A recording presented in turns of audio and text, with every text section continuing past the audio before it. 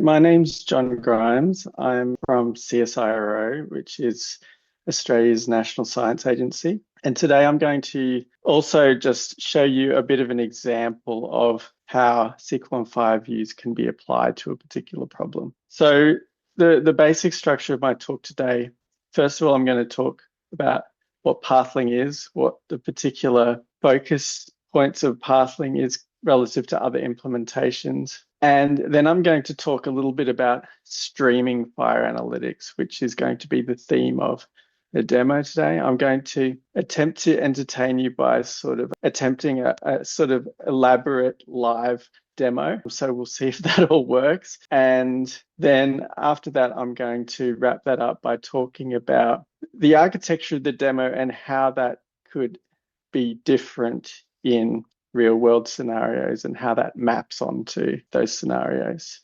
And hopefully we'll have some time at the end for questions as well. So Pathling is essentially Apache Spark for FHIR. So it's a set of tools that work with Apache Spark so that you can bring FHIR data into Spark data frames and you can query it using either SQL, FHIR, SQL, and other workloads over large volumes of data in parallel.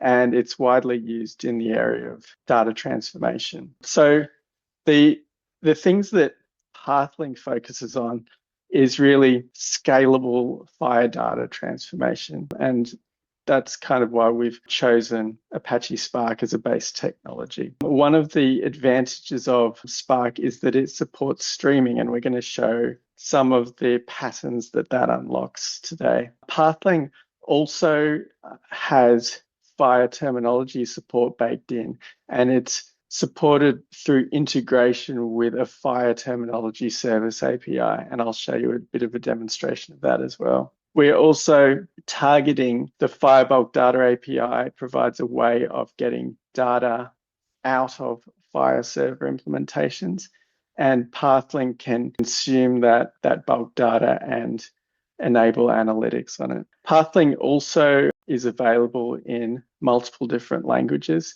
so Python, Java, and also any other JVM language you can use Pathling from. And it also has a server implementation, so you can actually stand up a server, send data to it, and you can query data out of that server. So we're not going to focus too much on the server today, but you can have a look at the documentation if you want to find out more about that. What can it do? So basically, you can take FHIR bulk data, so new line delimited JSON.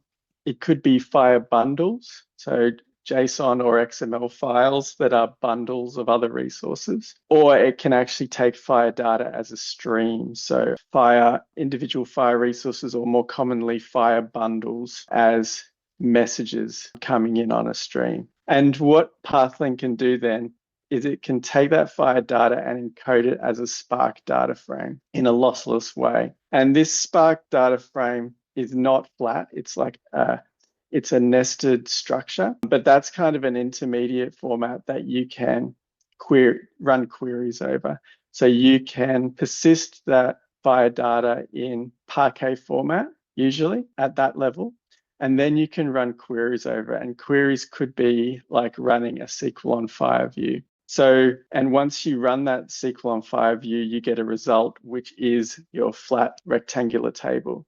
And once you have that result, you can then persist that to all the different formats that Spark supports, including saving it to a relational database, CSV, JSON, Parquet, and a whole range of other. So that's the point at which you can interoperate with pretty much any other sort of analytic tool. Pathling is free and open source, licensed under Apache 2. You can use it for any purpose, even commercial. We're very open to people contributing and working with us. And so check it out. If you need help, just reach out to us and we'll be more than happy to do what we can to help you. So what is streaming really? So I guess it's kind of the opposite of batch. So streaming is continuously data as it's generated in the source system, and we run those same transformations, but in tiny increments as we receive that data. And one of the advantages of this is that it can actually be quite efficient because we only run those queries on new data. So if we can do some of that transformation on that stream, then we're only running it over very small amounts of data at a time. It's often used to synchronize operational systems with analytic systems. So, for example, making sure that your data warehouse reflects the current state of the operational systems. Alerts and notifications, constantly processing data to determine whether criteria are met, online forecasting and prediction use cases, and many more. So the overall sort of components that I'm going to talk about here. And then we have some sort of consumer that consumes those messages and applies SQL and FHIR view definition to it, which gives us our tabular result, which we can then persist somewhere and analytic tools can pick that up. And the way that I'm going to demonstrate this today is I'm going to use a bulk FHIR data set, and I'm going to put a simulator over the top of it to simulate that data being generated in real time. So this simulator will submit these FHIR events when they come up to Kafka, which is basically one of the things it can be used for is a message queue. And then we're going to use a Pathling script to consume messages off that Kafka topic and run a set of SQL on FHIR views and persist them to a Postgres database. And the Postgres database is really just a stand-in for our data mart or data lake or wherever that handing off area is for access by analytic users.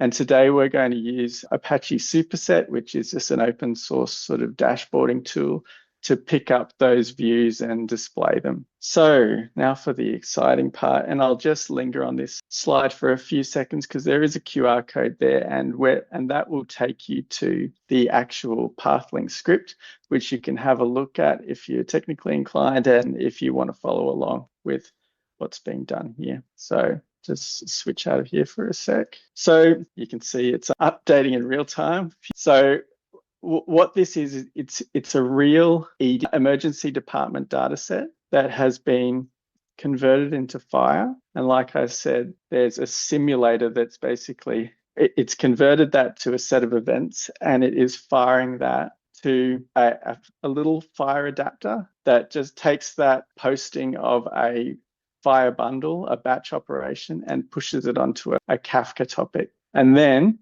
once that, then there's a Pathling script running, which is consuming messages off that Kafka topic, transforming them, as I said before, encoding them into a Spark data frame, running SQL on FHIR view runner, and returning a set of square tables. And those tables look like this. So we're just using 3 resource types here. So we have an encounter table, which has a bunch of different codes about an encounter. And we have a diagnosis table, which is like the principal sort of admission or principal diagnosis for the ED encounter. So I'll just switch over to here for a sec. This is our script that we used in Pathling to actually make this happen. And embedded in this script are 3 view definitions. So hopefully you remembered everything Ryan just told you. This will seem totally familiar, but we've got a patient view, and we've got an encounter view, which is our largest view, and it has sort of start dates and end dates. You know, it's got some unnesting here where we've got codings for type of visit, mode of arrival, departure status, etc., etc. So these 3 views give us 3 tables, and we bring those 3 tables into Superset here. This table is special because it's actually a join between 2 views. So this is leveraging that get resource key, get reference key capability to do just a very simple equi-join on the foreign key and the primary key. So this is an example of joining together views in the analytic layer. And this is because we want to get an additional information about the diagnosis for this view. So coming back to here, we've got sort of summaries of triage category, mode of arrival, type of visit, departure status. And This one over on the right-hand side is a bit more interesting because this is visits with a viral infection diagnosis. And this incorporates terminology functionality because these diagnoses are SNOMED CT coded. So in this data set, there's over 10,000 unique codings in the data set. So you can imagine that, like if let me just restart this. If we search for viral infection in SNOMED, there are lots and lots of different subtypes of viral infection. We can search for it, we can do a query, and we can see that there's actually 1,459 different subtypes of viral infection. So we could have theoretically any of those codes in our data set. So what we do is we use this member of function right here to test, is this code a member of this value set? And in this case, it's the set of codes that are either viral infection or a subtype of viral infection, and that will return a Boolean back. So actually, live streaming, while this data is getting processed, it's actually calling out to a terminology server and asking it whether a code is a subtype of viral infection. So we can see that there's one topic there called FHIR events. And if we go into this and have a look at messages, we can actually sort of peek under the cover and see the data as it comes in. So each of these messages is a set of resources, related resources that describe one event. So it will have a timestamp. It's got put semantics. So these are effectively upserts. That's not the only way to sort of design this, but that's the way we're describing today. There's also a related patient resource, and there's an organization resource, which we've ignored this time, and there's a condition resource, which has our SNOMED CT code. So there are sort of thousands of these events on the queue. Pathling will pull events off that queue, and it will also keep a little bit of a snapshot of where it's up to. So if you shut down that running process and restart it again, it'll pick up where it left off, and it won't write sort of duplicate rows into the target view. So that's all this script is. It's a script that runs Pathling. It basically starts up these three sort of processes in the background, which are processing each of these individual streams and writing it to a different table. And then it has this part here, which is what we do with each batch. And in this case, we're writing it to a Postgres database, and we're doing a sort of upsert. So if it's not there, insert it. If it is there, as in by the ID, then just update. So that's basically what we're doing. You can take that and you can play around with that. What else do I need to say about this? I think the other thing I wanted to show you was like, okay, just before I get off the live demo bit. So, and this is a chunk of the much larger encounter view, which is probably a little bit hard to read there. You can see here again, there's a diagnosis view. There's one of them's come up as true, as it's tested true with the terminology server that this is a type of viral infection. And we could probably even go here and see what it is. Okay, yep, it's viral gastroenteritis, which in fact is a viral infection, a few sort of levels removed. So yeah, that's kind of the demo. So I'll just quickly switch back to the presentation just quickly. So I just wanted to talk a little bit about, what this means. So this is an example, a demo. It's somewhat contrived, but you can sort of imagine the types of architectures that this enables, if you like. So on the left-hand side, we have of harmonizing different data sources and also creating lots of different derived sort of representations of data.